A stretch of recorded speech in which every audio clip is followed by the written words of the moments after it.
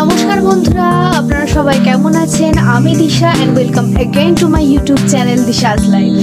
First of all বলে দিই, fabric কালারের জন্য আমি ফেভিক্রিল কালার ইউজ করেছি।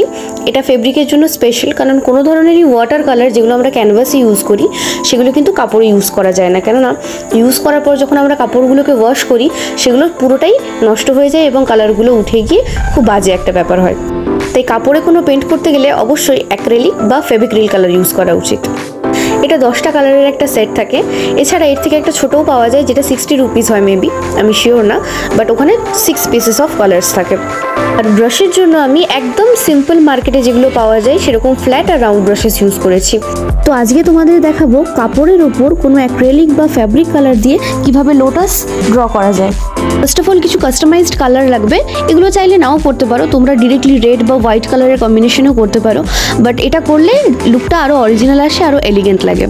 তো ফার্স্ট অফ অল আমাদের পেন্সিল দিয়ে এঁকে নিতে হবে প্লিটসগুলো। দেন যেরকমভাবে দেখতে পাচ্ছ যে নিচেগুলো হালকা সাদা রং দিয়ে সুন্দরভাবে আলাদা আলাদাভাবে করে নিতে হবে, একসাথে করলে কিন্তু সেখানে শেডটা আসবে না। দেন আমাদের কাস্টমাইজ করা বেবি পিঙ্ক কালারটা, যেটা আমি রেড আর হোয়াইট মিক্স করে করেছিলাম তোমরা দেখলে, সেটা এই সাদাটার উপরের অংশগুলোতে হালকাভাবে ব্লেন্ড করে দিতে হবে। অ্যান্ড সেপারেটলি যেন প্লিটসগুলো বোঝা যায় সেইভাবেই আমাদেরকে ব্লেন্ড করতে হবে। আর জিনিসটা যেন একটু অরিজিনাল লুক আসে সেই জন্য ব্লেন্ডিংটা খুব সুন্দরভাবে করতে লাগবে। প্রসেসটা ফলো করলেই সুন্দরভাবেই তোমরা যে কোনো ধরনের পদ আঁকতে পারবে। এখানে তোমরা কাস্টমাইজ করতে পারো কালারগুলোকে চেঞ্জ করতে পারো রেড বা বেবি পিঙ্ক বা ডিপ পিঙ্কের সাথে।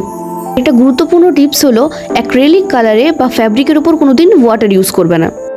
Complete and this is the final look of the kurti. ভীষণ সুন্দর লাগছে দেখতে। সবাই ভালো থাকো, সুস্থ থাকো, অ্যান্ড দেখা হচ্ছে পরের ভিডিওতে।